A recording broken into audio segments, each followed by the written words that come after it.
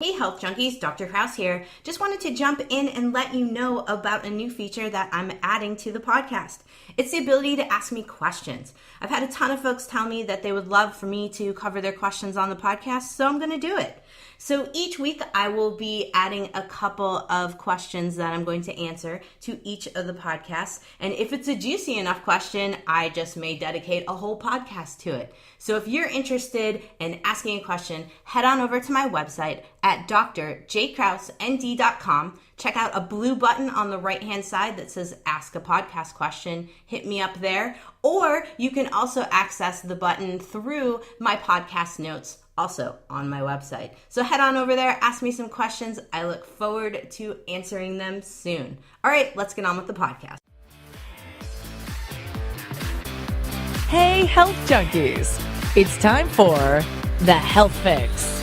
Join your host, Dr. Janine Krause, as she gives you a dose of what you need to know and do right now to take control of your health from the inside out, to rebel against aging, look damn good, fight stress, and laugh every day.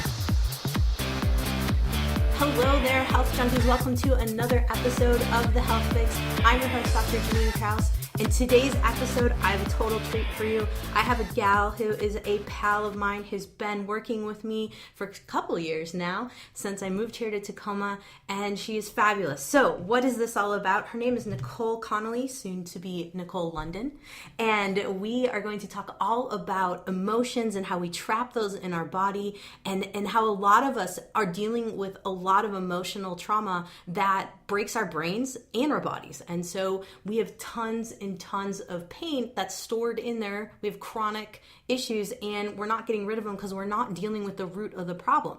And we might be going to massage therapists, we might be going to chiropractors and acupuncturists and going, I'm not getting results. These things don't work. I can't be fixed. Well, it's probably because we're not dealing with the root of your problem. And so today we're going to talk all about how emotions manifest as pain. And I have the perfect person for it. Nicole is here because she worked with me on some things, and we'll talk about that in a little bit. But let me give you a little background on Nicole. She has an extensive history working with the body. She was in gymnastics for quite some time as a kiddo. She was an athletic trainer in high school. She had some motor vehicle accidents that kind of set her up with some pain to have to work through. And then add that on top of that, she had to go through the school of hard knocks, and much like many of us, and build up some emotional trauma over the years. And her way to work with it is what brought her to where she is today, and why I absolutely wanted her to come on the podcast. Now, Nicole is a massage therapist. She's also a life coach. She works with native medicine. She is a specialist in eco-psychology and energy healing. So she's got a lot of tools, and I want her to be able to talk to all of you today about that, because I think a lot of us think about mystical medicine. That's one of the aspects of her practice. And a lot of us think about, oh, that's woo, that's so weird. And I'll be honest, I grew up in the Midwest. I was like, I don't know. There's no way I store emotions in my hips. That doesn't happen. That's weird. But having met Nicole, she opened up my eyes to a whole different world. And so I've got Nicole here today to talk all about how we store emotions in our body. So Nicole, say hello. Hello, everybody. So first things first. Just because I think a lot of us want to understand this emotional aspect of things and how it really plays out. So let's go with the hips, because of course this is something that I will tell you all about. The hips don't lie here in a little bit, but tell us about the hips in terms of how they can store emotions. What happens? Well, if you think of the way that we stand, right? Our hips on our right and our left are meant to be balanced. They're meant to be in alignment with each other to help you propel yourself forward, to maneuver your body throughout life. So it is your base for power.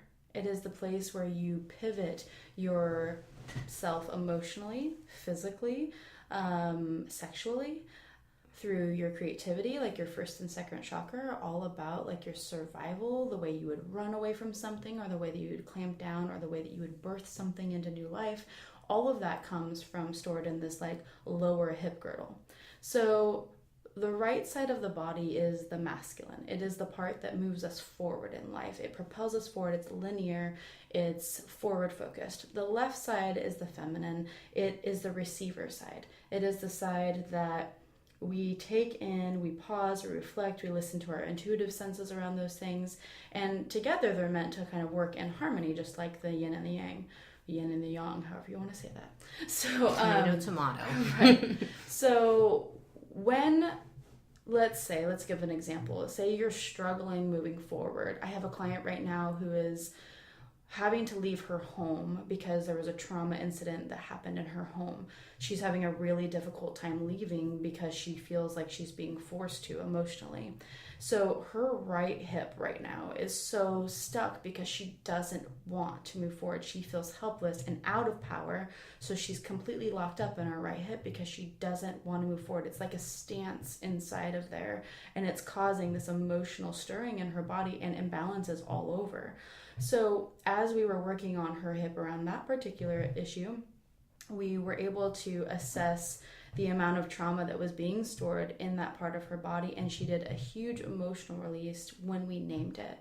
As soon as we named it, her body tissue started to open up, started to like release, and then is allowing her body to be more in balance as she's releasing. But so much of it is that we store and suppress, right? Like we don't even know how to manage our emotions because we're not taught the tools that says like, I'm having emotions because I feel really scared, because logically our logic gets involved and it's like, I'm fine. Especially characters like you and I, who are very strong, independent, powerful people who can stand in their power. So to feel like you're out of power or helpless, you just train your brain to say, I'm fine.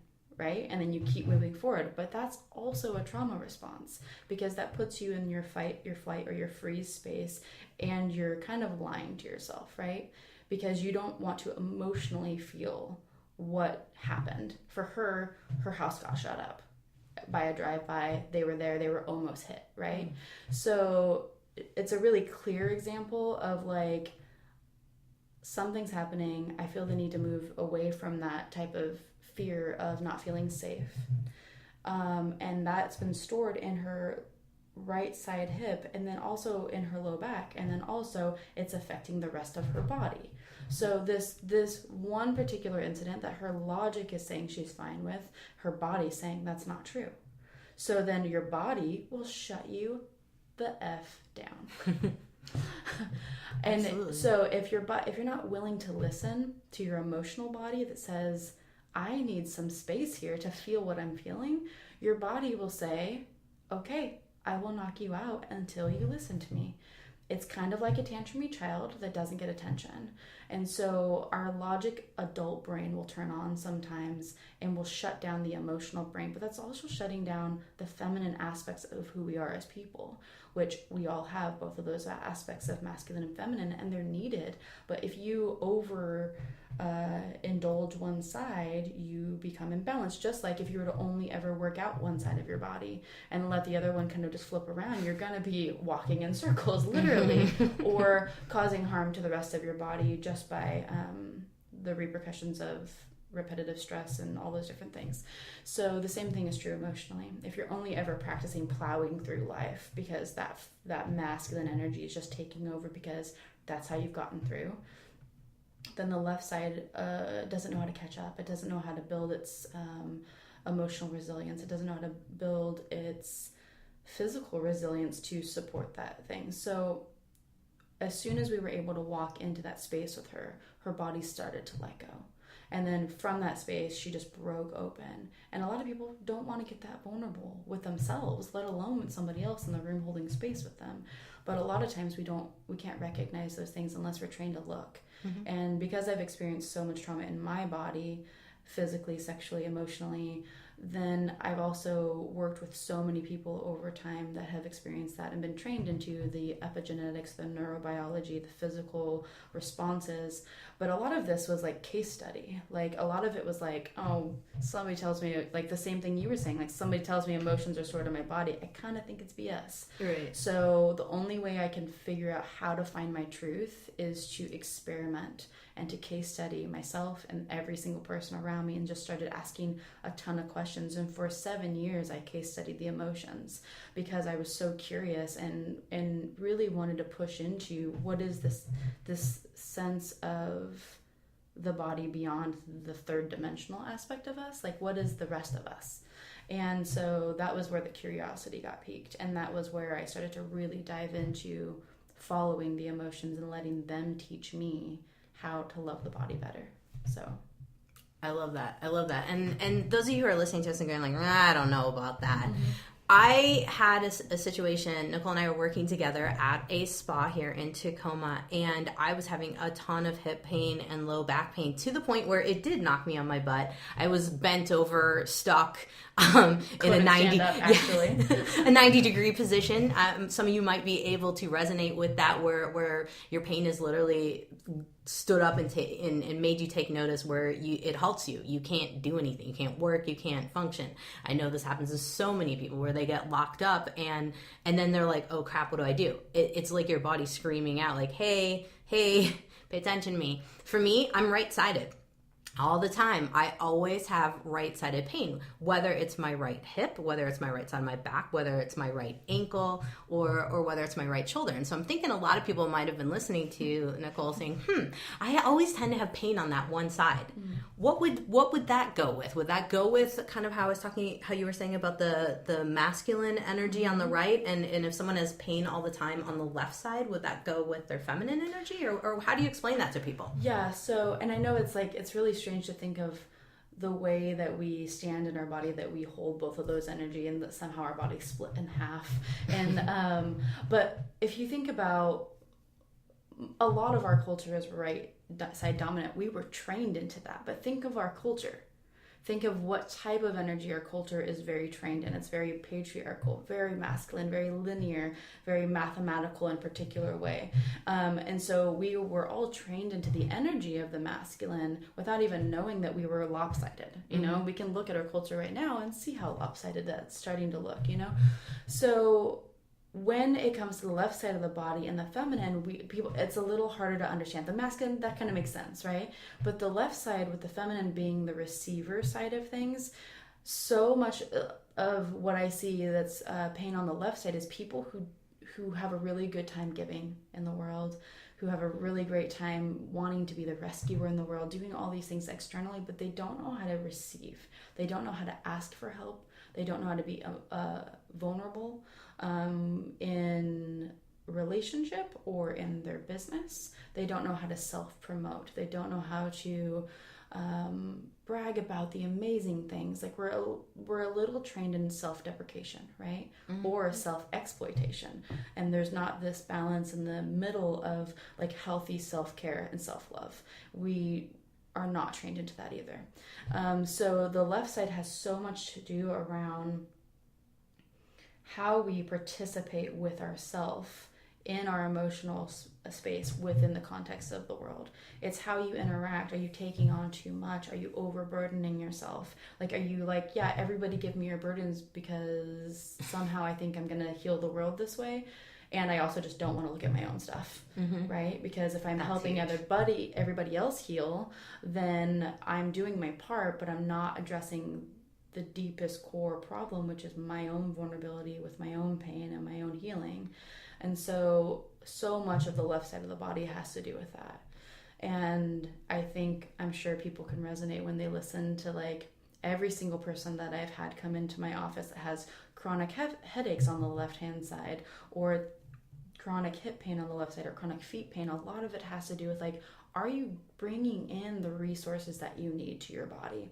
And that is through relationship, through the physical practices of how we are with our bodies, through exercise, through eating, through all those things. Like, are you nourishing yourself? Are you bringing in the types of energy that you need to be able to sustain that outward pour of the masculine? Because that's the only way to fully balance. We hear it all the time. You go on an airplane, they're like, you better put your air on before you fix all the children and everybody else around you. We hear that all the time, but the practice of it is out. We also know how to eat healthy. We know it. We know how to exercise, and we know how to do all these things, but we don't practice, and that's the difference. The embodiment of the knowing is the only time it's actually real. So you could know all you want, but if you're not practicing that in your physical presence, your body has no idea.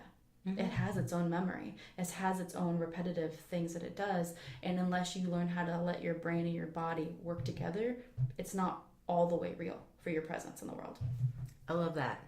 I want to ask a ton of questions now about how do you get someone to get in their presence and get someone to actually focus on those areas of pain and let that go. Because I think a lot of people, and even myself, I know when I was working with you and a lot of the patients, which by the way, folks, I love to work with patients that Nicole's seen, because I can always be like, okay, we're not getting rid of this pain. You need to go back to Nicole because you're not working on your crap.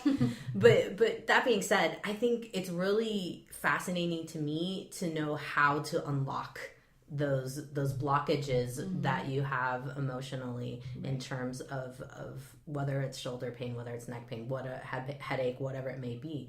Tell us a little bit about the process in terms of what you're putting people through and what you have them do. Right. Okay. So the first step is always listening. So I have been trained in listening to the body, right? So I get to start the process for you. I get to listen to your body with my hands, with my energy, with my questions that I ask. And I ask every part of you to kind of show up. And then I ask you, what does that look like in your life? What are your practices? What are your rhythms? What are the things that are showing up in your life? What's not showing up in your life? And all of that helps me kind of diagnose an emotional diagnosis that shows up in the physical body. I almost always can tell if somebody's had trauma. And most of the time, I didn't know I had that little secret little antenna, but you recognize what you know. And so the first thing I do is do a deep listening. If I don't know somebody at all, I'm pretty quiet the first session with them because I'm listening so intently. I might ask a few questions. If I know somebody through a reciprocal relationship, I have a little bit of information to go off of. But we start the listening process by me listening, and then I give you feedback. And I say, hey, this is what I notice. What do you notice? And I think that we hear the mind, body, spirit thing all the time, right? A lot of people are like, okay, that's great. Could be woo-woo. Don't really know what to do with that, right? What is it, right? So you have the mind, that's your cognitive ability to process through the logic. You have your body, which is the physical representation of the expression of those things in the world. And then you have the spirit, which is all the other shit we don't know what to name, right? Like, it's really like everything outside of that space. And a lot of people call it a lot of different things. You can call it energy, you can call it spirit, you can call it whatever it is you want. But that we all know that we can walk into a room and sense that something weird just happened. We all have these like little spidey senses that we don't listen to because we were taught to like not listen to them. So those three aspects, I focus in a couple things. Yeah, we can work on the body. Yeah, we can work on the mind. Yeah, we can work on the spirit. But how? Like, or else it does feel woo-woo to me because my science brain is on overload all the time, just as much as my like exploration into the unknown. So the two things that I added into that thing is science and ritual. Science is the experimentation, the case study, the practice of how do I come to know my own truth within my body's expression in the world. Secondly is ritual, which is the practice, the embodiment of those things. So what I tend to do right off the bat is if you're working with me through the body lens, we start there because that's the way you came to me. And we say, okay, so here's what I heard. Tell me if that matches or resonates or if there's some tweaking that we need to do. And then we say, okay, so here's some practices I'm going to give you, right? So I'm going into the embodiment immediately. So I give them practices and I try to keep it 1 to 3 practices that they do. Then I say, then I want you to listen to the science of your truth. And I want you to practice and case study yourself with these practices. Because so much of what's wrong is that we don't know how to actually listen to our own bodies. or our minds or our spirits or anything else, because it's so overwhelming to we don't know what we're listening to. So I give very practical application to practice. Now, if you're coming to me for life coaching, I'll give you different types of practices. If you're coming to me for native medicine or ritual or ceremony, then we go through kind of the spirit energy lens. So I can approach the body as a whole because I felt the need to be able to listen from any aspect, because we are all of it. We're not separate. And so that listening skill, I hope to train people into. My job is to train people into gathering the tools to listen to their own body so that they can then turn and take these things and be like, well, Nicole's over this last 6 to 10 months has given me these tools. So I know that if I'm having this emotion, I can maybe do one of these 5 things that we worked on. Like, say I'm having anger, right? And I don't know how to get anger out of my body. So how would I unlock anger? So I ask, where does the anger want to come out? And they're like, what? I was like, do you want to punch something? Do you want to run? Do you want to break something? What is the feeling that you're needing right now in your body? Your body is actually telling you, you just forgot to ask it. And then a lot of people are like, I just feel like I want to hit something or I want to throw something. I'm like, great. I'm going to take you down to the water. We're going to grab some stones. You're going to name the stone, whatever it is, or maybe you don't have a name for it. You just have a feeling. And you can blow the energy into the stone and you chuck it. And then you pick up another stone and you blow it into the energy and you chuck it. And you keep going until the energy physically moves from your breath in your body out and then releases. And you do that over and over. The only rules is that you're not allowed to harm yourself or anyone else accidentally or on purpose. Because that's all subconscious repercussions of the, like, you might hurt yourself because you feel bad about having anger. So then that's another layer. You might feel guilty about having anger. So then you have another response in your body. So there's a lot of things where we've built up shame, guilt, regret, stuff like that around an emotion. And then so all of that is tangled in the way that your body expresses how you live in the world. And so it seems really complex, but we start really simple. And then we work through practice and case study and teach you how to listen to yourself so that you can be out in the world without needing somebody like me or needing somebody like you, but that we get to be extra help listening when we get to be objective to see something that maybe we're too tangled up in. So that's the best I can give for No, I think that's approach, great yeah. because the way I can kind of add to this for Nicole is being on the other side. You know, we used to see a lot of the same patients. We still do actually see quite a few folks. And like I mentioned before, if they're still having pain, I'm like, hey, are you working on your exercises that you have with Nicole? So throwing the rocks with anger into the water is a good example, because I've had a couple of patients of Nicole's, and I've, you know, we got into a block where I'm working with acupunctures. They're only getting so far. Nicole's working with massage. They're only getting so far with their pain. And when I sit them down and say, hey, have you done any of your exercises for releasing anger, working with your stress management, working with X, Y, and Z issue that you're working with Nicole? And if they say they haven't done their work, then I go back to, okay, well, that's probably why we're not getting to where we need to be with the pain. And so I want to jump to a different kind of aspect of what Nicole does here in terms of going specifically into areas, because I think a lot of people want to know for themselves, well, if I have shoulder pain, what does that mean? Right. So let's go kind of a brief head to toe. What does shoulder pain mean? What does chest pain mean? What does, you know, let's go I'll through give that, like basics. I'll give some of the most known things that is kind of a chronic thing in our culture. Yes. Okay. So rounded shoulders, neck pain, upper back pain, right? That one we see probably 95% of our patients at least have something along those lines. So a lot of that has to do with, let's break it down a little bit. So the upper back pain, right? If you think of the body, think of what's on the other side of that upper back pain, right? It's your heart.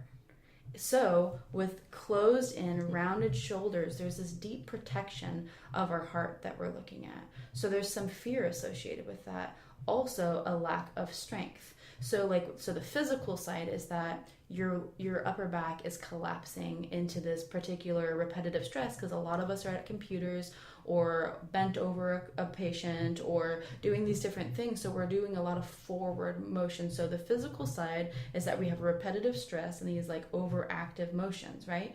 The emotional side is saying like, hey, why am I not standing all the way in my power and in my heart space? And when we don't feel like we can be vulnerable because we're kind of like pushing through our days and because we're having to work way more than most cultures have ever had to work, we're overloading our emotional state, our interaction with people, potentially our pain. We're hiding it because there's not enough time to even go into the feelings.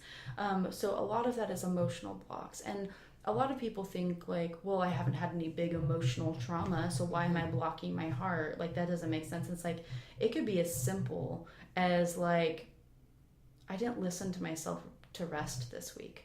I kind of overdid it. And so your heart's like, you're not listening to anything that I'm giving you. Like, I'm telling you that I need space to feel, I need space to rest, I need space to like be fed also. And so we close our body off from feeling that because we don't have quote time, or we don't want to manage that type of emotional work, because it does take energy, and when we're already over depleted, that's a place where we collapse. And so that's one. Shoulders have so much to do about the way that we hold burdens in our life. And same with migraines. So headaches and migraines have to do with the way that we're overdriven and we become like a little A-type personality. And a lot of times migraines specifically are associated with people that beat the crap out of themselves emotionally. Headaches have to do with like overwhelming inability to process through the emotional spaces of something that's coming up. It's usually a sense of overstress, overwhelm, and not having the tools to know how to clear it or set up a plan. So we just build it and build it, and then your shoulders rise, and then your neck gets stiff. And neck has to do with inflexibility to look at another side, another way of going about it. So then your neck tightens up because you think you only have one way to go about doing anything in life. And then your shoulders lift because then you feel more and more burdened. You know, I've seen a lot of people go through, okay, Christmas season. We're entering into the holidays, family, and all of these obligations that our culture has told us we need to do in this time frame, right? And then we're chair difficulties.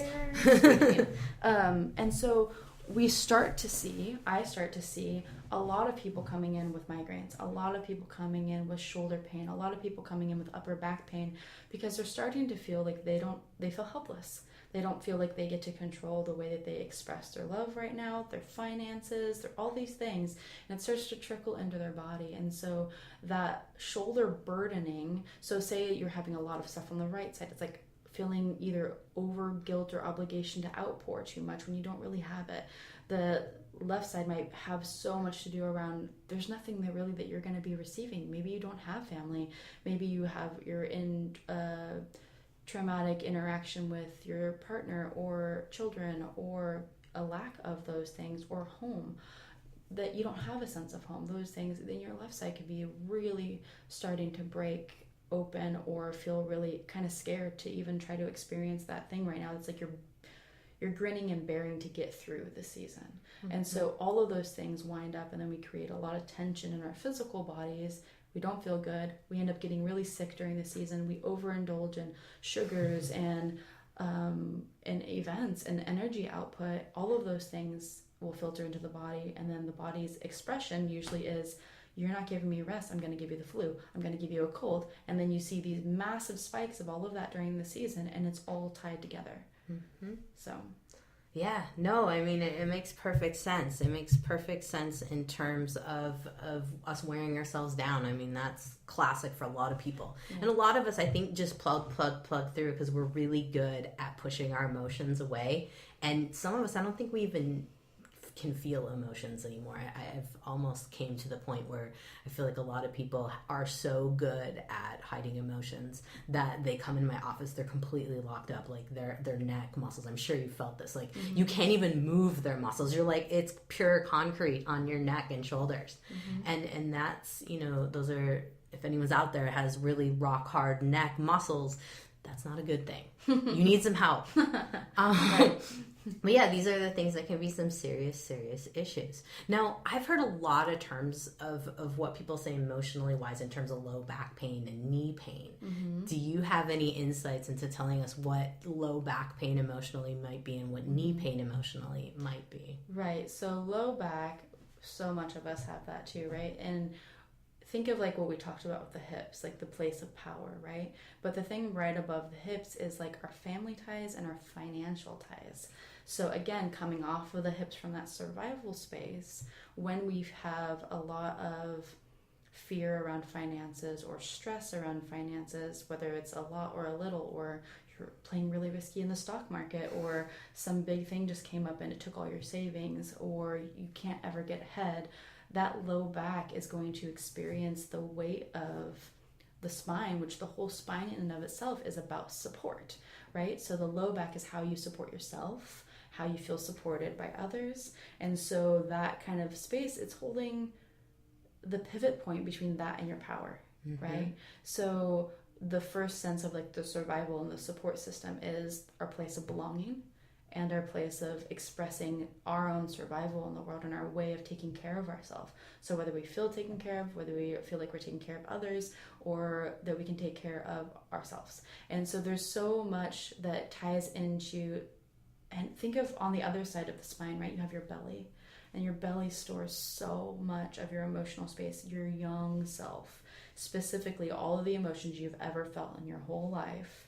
My therapist used to tell me a long time ago that you are every age you've ever been. Okay, so you cannot say that your 4-year-old doesn't come out and want to have a feeling sometimes, or that your 17-year-old, you know when you feel 17 again. You know when you feel like a toddler throwing a tantrum.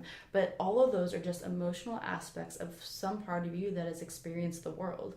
So the emotional body, and thinking of the support and the low back around your finances, your survival, and your place of belonging, or family, or home, all of that is affected by this like gut biome, our the family of origin stuff, our ancestries, like all of those things can be pulled through. And right through your belly button is like this big energetic cord that connects you to your past, your ancestry, and the way that you move in your power. Again, right above that, like you have your solar plexus, and you have your right behind your belly button too is like this massive place of power, or not. So right, then if you're not, if you're not having like power in your emotional space, and you can't be supporting yourself, right, in any of that way. So much of that has to do with support and all of the aspects of how support shows up. I love that you mentioned the digestive system, because of course I'm a big digestive system person. Yeah. You guys know, of course, on the podcast that I talk a lot about the gut. And this is a really key component, because I've had another gal on, Alicia Miller, a while back about talking about working through your emotional root of candida.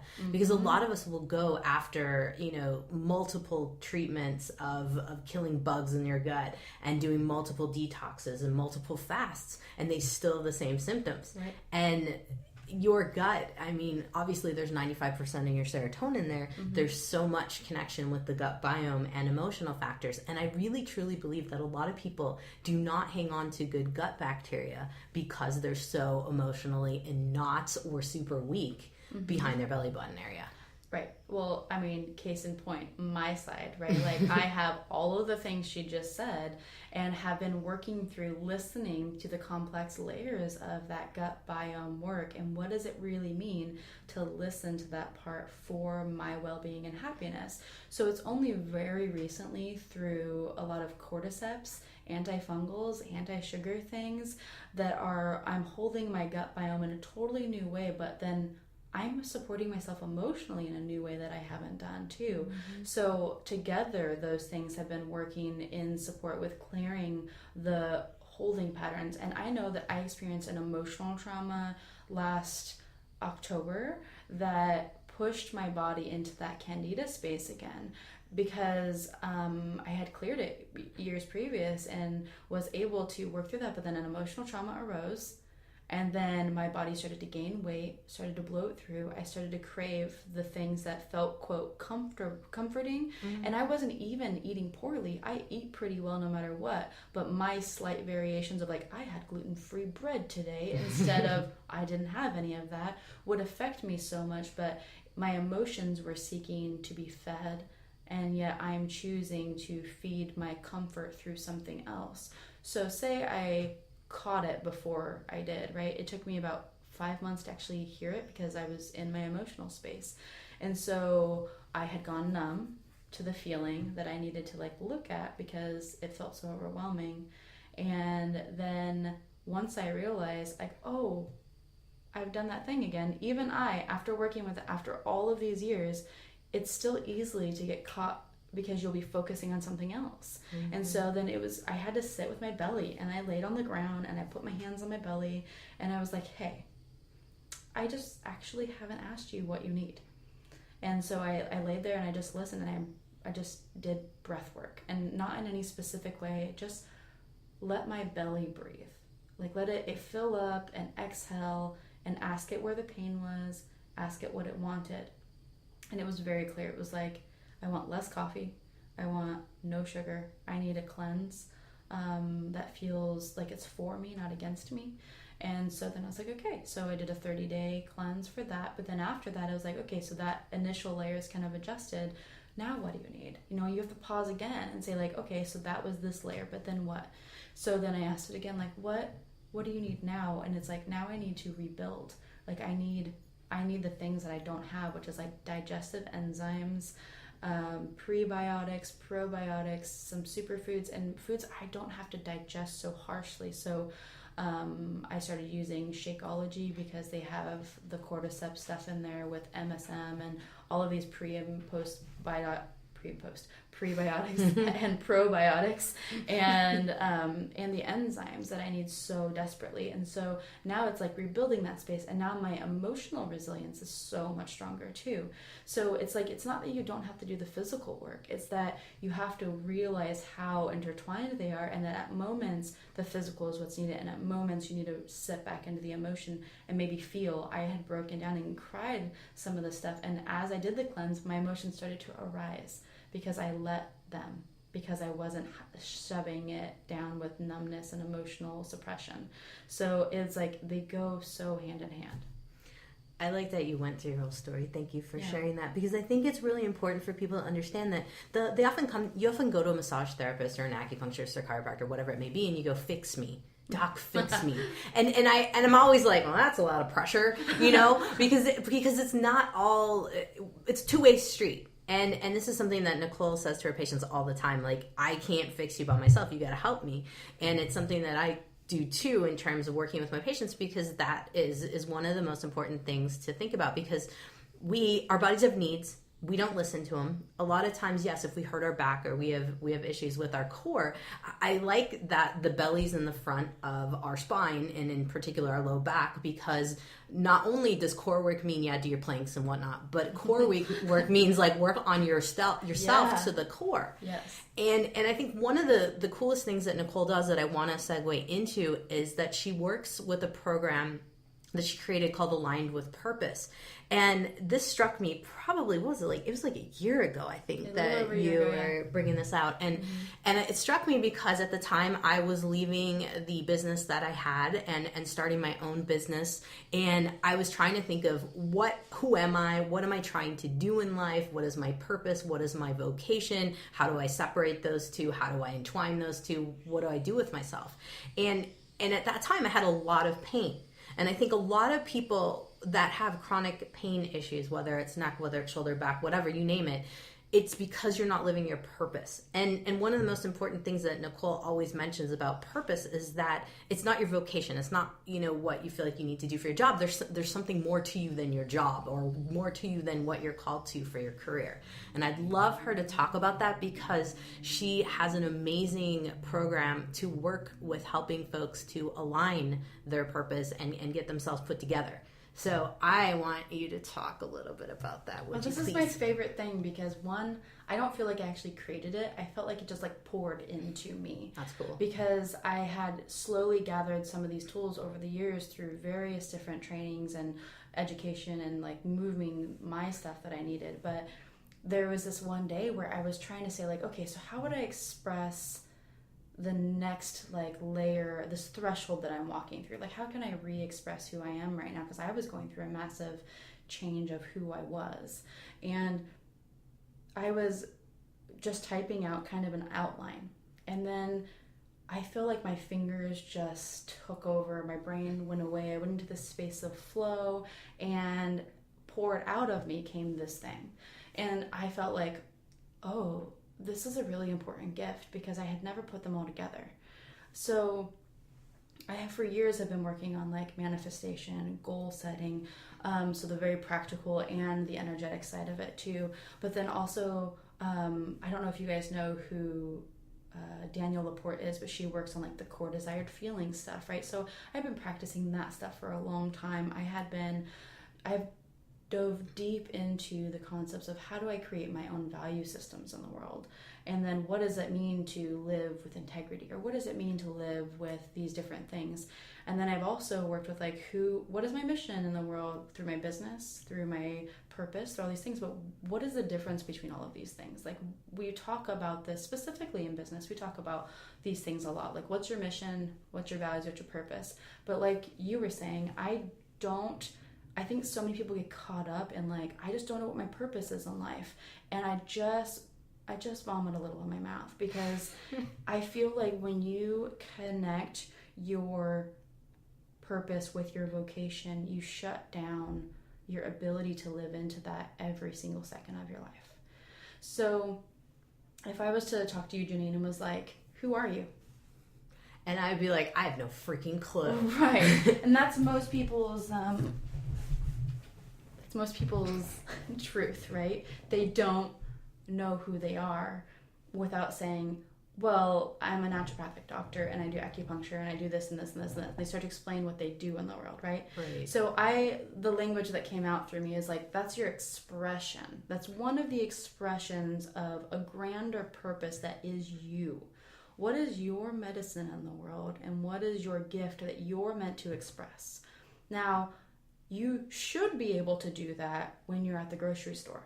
You should be able to do that while you're cleaning your house. You should be able to do that when you strike up a conversation with a stranger, or you're deep in your vocation and working that. And I was like, so how do you help walk people into a place where they can say, I am, and then fill in the blank with confidence and with a deep knowing that all these other expressions of like values, feelings, and goals adjust, they move, they change based off of where you're at in life, what happens, and then the circumstances arise, and then you adjust the values, the feelings, and the goals as needed, right? And I always tell people, like, the way I start this off is like, what are some of your goals? So Janine, give me a goal. Oh my gosh, I want to make everyone feel good. That would be like number one goal. Number one goal is to make people feel good. Mm-hmm. So I always say, you're not after your goal. Mm-hmm. You're after what you think you're gonna feel like at the end of that perceived goal. So if we break that down, if your goal is to make other people feel good, if that's like your big goal, what does that make you feel like in your brain? Good. You would feel good, right? So the thing that you're seeking is to feel good in the moment by helping others, right? Like, you're seeking the feeling of serving and of all those different things. So if you can understand that your feeling is to feel good, you don't have to do that only while you're at work, right? You get to do that when you're like, if my goal in the world and my feelings that I want to feel through my goals is that I want to feel good by serving others and by helping them, whatever, like, when you're walking down the street, could you not express that in all of these other ways, right? Like, if you're like, my name's Janine Krause and I make people feel good by serving them. Like, that is such a clear purpose statement that has nothing to do with how it's expressed. So expression is one way. And so I feel like then we go past that point, right? There's sort of like, okay, so, like mine, Nicole Connolly, is I am a healer of healers who unlocks the human potential. And I do that through my purpose, which is to educate, empower, and activate. Okay, that is my statement. So then we have our values and we have our feelings that help guide that process. Our values is how I guide my decision making. So like a decision pops up, and right now one of my values is devotion. Okay, so I have a devotion to myself, to my partner, and to my work. So if something shows up and was like, oh my gosh, you have this amazing opportunity to go, I had an amazing opportunity to go assist in Vision Quest down in Arizona with my teacher and mentor. And I'm like, wow, that aligns with several of my values, but does it align right now with the devotion to my work, my devotion to myself and my body, and my devotion to my partner? Or would it actually take me away from that? And it's not that that decision wouldn't have been beautiful, amazing, wouldn't have got so much out of it, but it was an outpouring when I was looking to really sink into an inpouring of devoting myself to these things, okay? So that value you can bump up your decisions against, and you're like, okay, so yeah, that's an amazing opportunity, and it doesn't align with my values right now. Tomorrow, my values can shift because I had adjusted and met the need of the value system that I held.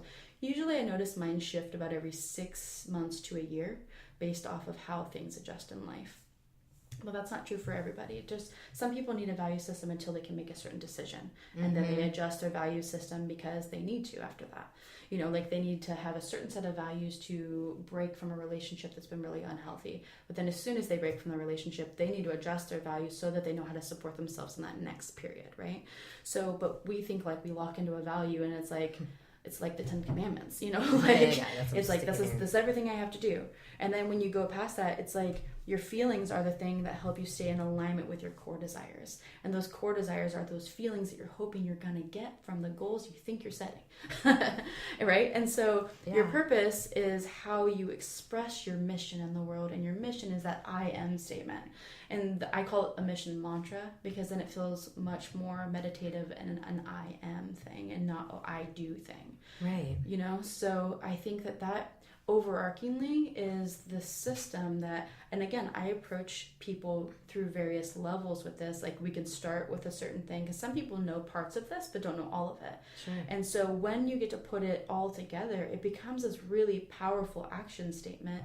And what it ends up sounding like when you put it all together is the action commitment statement that I have written out, and we can adjust that with anybody, but this is a baseline, is I am committed to living a life of deep fulfillment from this day forward. I am guided in my daily actions and thoughts by remaining in alignment with my feelings, which are expressions of my core desires. My mission is, and then you state your mission.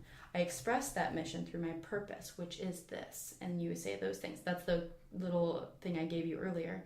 And then you have written down, I guide my decisions by my core values, which are, and then you set those. And I usually have people do 3 to 5. And then the feelings that guide my actions are, and then 3 to 5 of those. And then you sign it and you put it somewhere and you say to yourself this thing until you believe it, until it's your truth. Until you know, because like the decisions around your feelings and your values will adjust all the time. But until, like, I'll hold one, like bliss was one of mine for a while because I needed to feel that extension of joy, that something that was beyond circumstance, right? And then it embedded itself in me. And then I didn't have to use that word as a value anymore because it is just a part of me. It's integrated.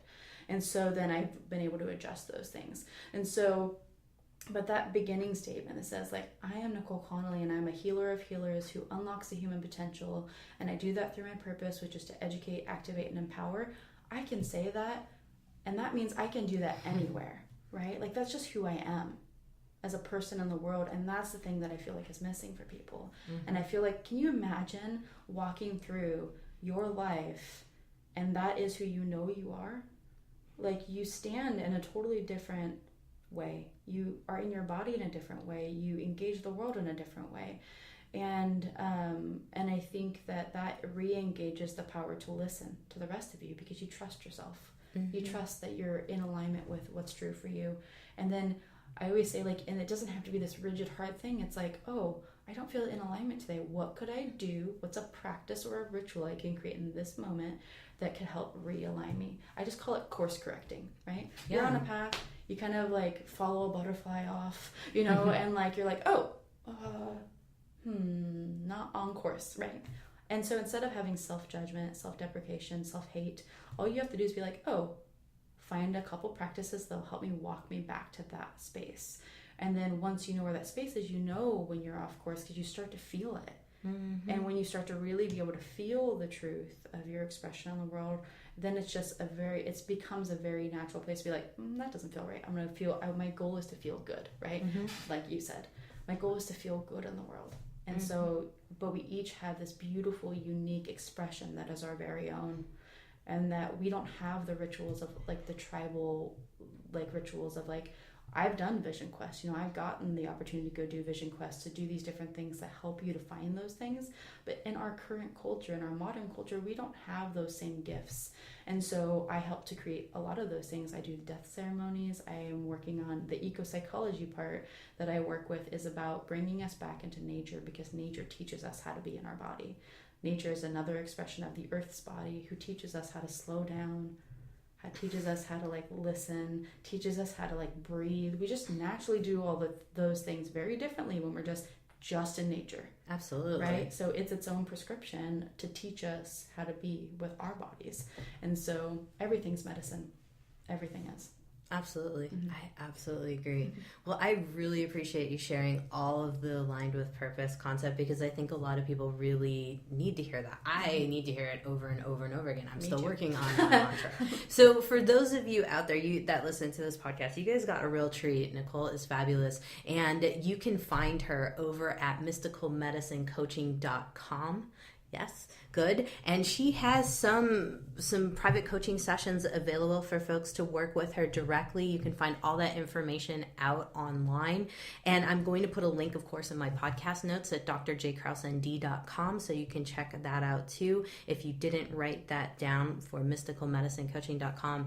And I really highly encourage you guys to check it out, because she's, even in the brief time that I've known her, a couple of years here, she's changed my life in terms of understanding pain and taking it out of that context of woo-woo to holy cow, my body tells me a lot and I'm not paying attention. And so I encourage all of you to go out there and spend some time with your body, ask it some questions, see what it needs, and see what you come up with. You will be surprised, I guarantee. So without any further ado, thank you for listening to another episode of The Health Fix. You guys are fabulous. Leave some comments. Let us know what you think.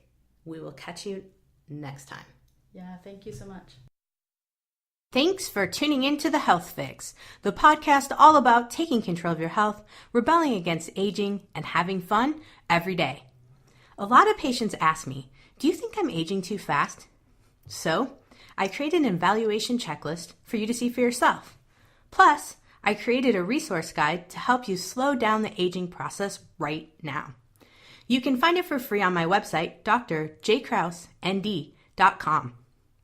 If you like this podcast, help get the word out to others by liking it and rating it. If you'd like more natural health tips and want to join our Facebook community where I interact daily, click on the Join Group button on our website at drjkrausend.com.